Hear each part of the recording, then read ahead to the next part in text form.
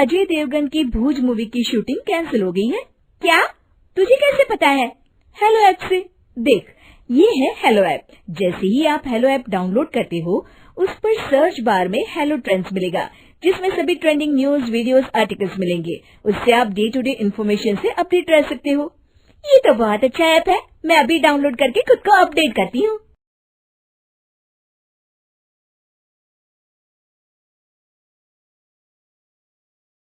अरे अब कुछ मत पूछ विमला। लाख जतन करने के बाद भी महीने के आखिर तक हाथों में चमन्नी भी नहीं बच पाती। कभी अपने लिए कोई छोटी सी भी चीज लेनी हो तो 10 बार सोचना पड़ता है। तू सही कहती है। आमदनी तो बढ़ती नहीं, लेकिन दूसरी तरफ महंगाई दिन ब दिन बढ़ती ही जा रही है। राशन वाले का बिल, दूध वाले का उधार। अरे तुम औरतें बस इसी तरह जिंदगी भर रोती रहोगी। खुद के पैरों पे खड़े होने की सोचो, तब तुम्हें पैसों के लिए किसी का मुंह नहीं देखना पड़ेगा।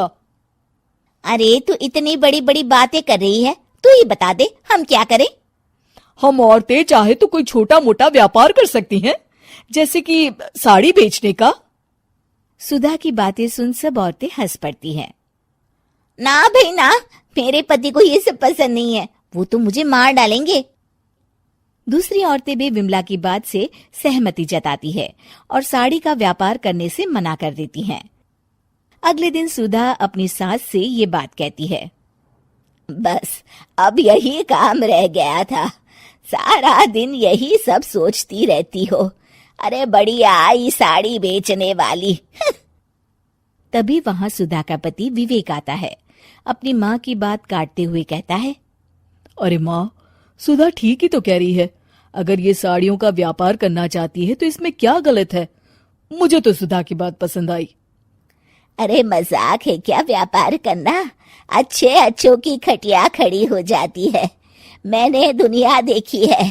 बेटा तुम लोग ज्यादा हवा में मत उड़ो, और फिर साड़ियाँ खरीदने के लिए पैसे कहाँ से लाएगा? तुम उसकी चिंता मत करो माँ, मैं देख लूंगा। अगले दिन विवेक अपने एक दोस्त से कुछ पैसे उधार लेकर साड़ी के कारखाने से बहुत सारी साड़ियाँ खरीद लाता है। ये लो सुधा, तुम्हारा ऑनलाइन अकाउंट बन गया है। अब लोग घर बैठे तुमसे साड़ियाँ खरीद सकते हैं। ये तो बहुत अच्छी बात है।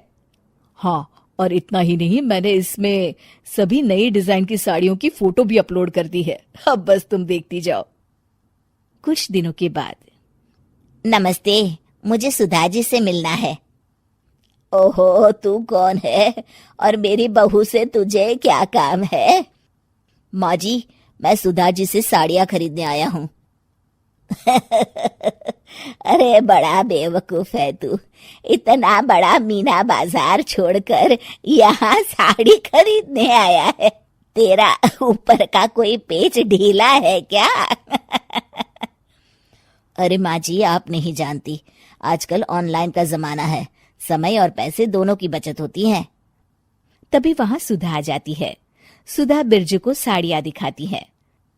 क्या बात है सुधा बहन जी, आपके पास तो बहुत ही सुंदर सुंदर साड़ियाँ हैं। एक काम करिए, ये वाली दे दीजिए और ये वाली भी। छोड़िए, एक काम करिए, ये सभी ही दे दीजिए। सुधा की सास हैरान रह जाती है। अरे इतनी साड़ी का तू करेगा क्या? अरे माँ जी, मेरी बीवी पहनेगी। अरे कितनी बीवियां है तेरी? माँ जी आप भी ना, बीवी तो एक ही है।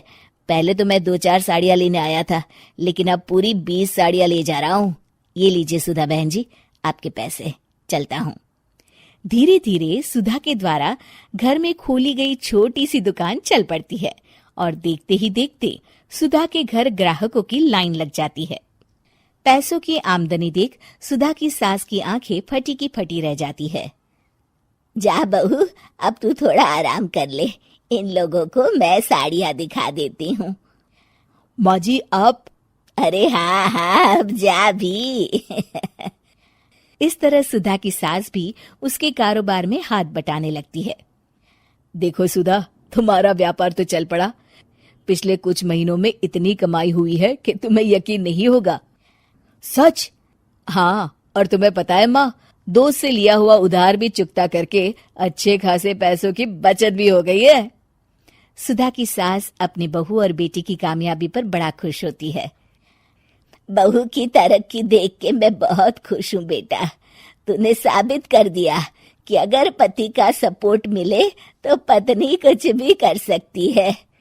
जी माँ जी, आपने बिल्कुल सही कहा।